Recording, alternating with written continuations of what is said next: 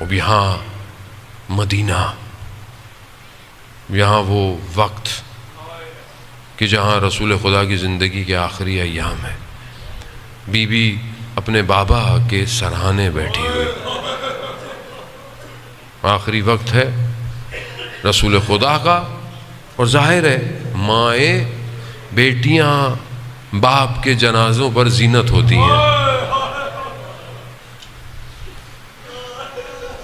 مقتل آپ روایت سنتے رہتے ہیں، معروف ہے، دروازہ میں کوئی آتا ہے، بی بی پوچھتی ہیں کون ہے؟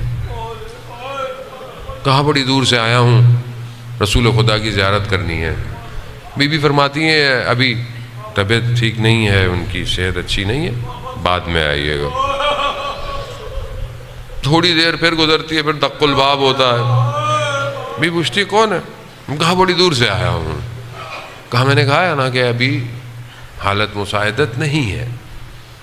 تیسری دفعہ جب دق الباب ہوتا ہے تو رسول خدا فرماتے ہیں بیٹی جانتی ہیں کون ہے؟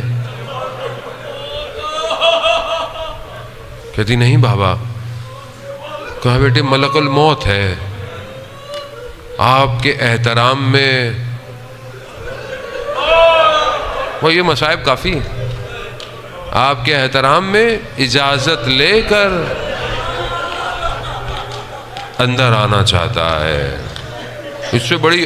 اس سے بڑا اور کیا غم ہے، اس سے بڑے اور کیا مصیبت ہے کہ ملائکہ پوچھ کے آتے تھے۔ میں تو بس یہی جملہ کہوں گا، یا رسول اللہ، جب باپ زندہ ہو تو ملائکہ بھی پوچھ کے آتے ہیں۔ آپ کے جانے کی دیر تھی یا رسول اللہ، امت بغیر پوچھے آئی ہے، اور نہ صرف آئی، لکڑیاں بھی لے کر آئی، دھمکیاں دی جا رہی۔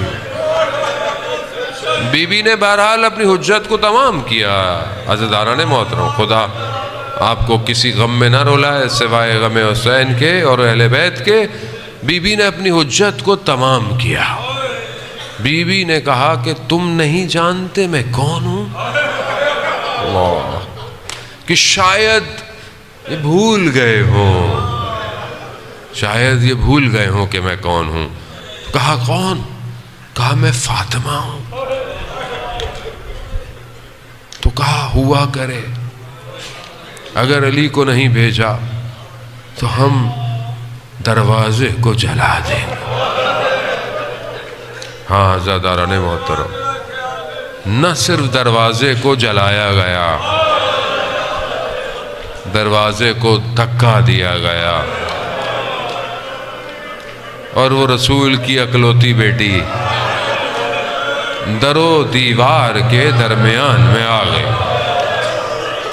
بس اسی حالت میں زبان حال بھی ہے، بہرحال مقتل کے جملے ہیں کہ بی بی نے کہا یا اباتا یا رسول اللہ، مگر میں یہی کہوں گا کہ یا رسول اللہ، آپ نے امت سے اجر مانگا تھا، یہ امت نے اجر دیا آپ کی رسالت کا۔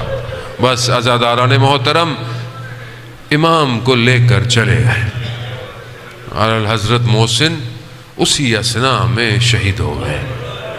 بے ہوشی کی حالت ہے۔ میں بڑے احترام سے مصائب پڑھ رہا ہوں کیونکہ بہرحال جملے بڑے سخت ہیں مصائب کے۔ جب بی بی کی نے ہوش دوبارہ آئی تو جناب فضت سے پوچھا کہ ابو الحسن کہاں ہے؟ کہا کہ بی بی لے کے چلے گئے ہیں۔ اسی حالت میں بھی بی بی نے کہا کہ مجھے چادر لا کے دو۔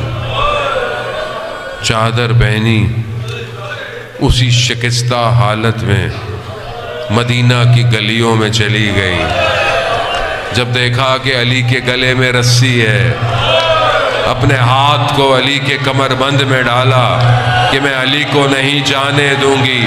عزاداران محترم، انہوں نے بڑی کوشش کی کہ یہ ہاتھ چھٹ جائے، مگر جب ظالموں نے دیکھا کہ یہ ہاتھ چھٹتا نہیں تو وہ ظلم کیا کہ میرا چھٹا امام فرماتے ہیں کہ اس غلاف کی ضربتوں سے ہاتھ میں ایسے زخم آئے کہ ہماری جدہ شہید ہو گئی۔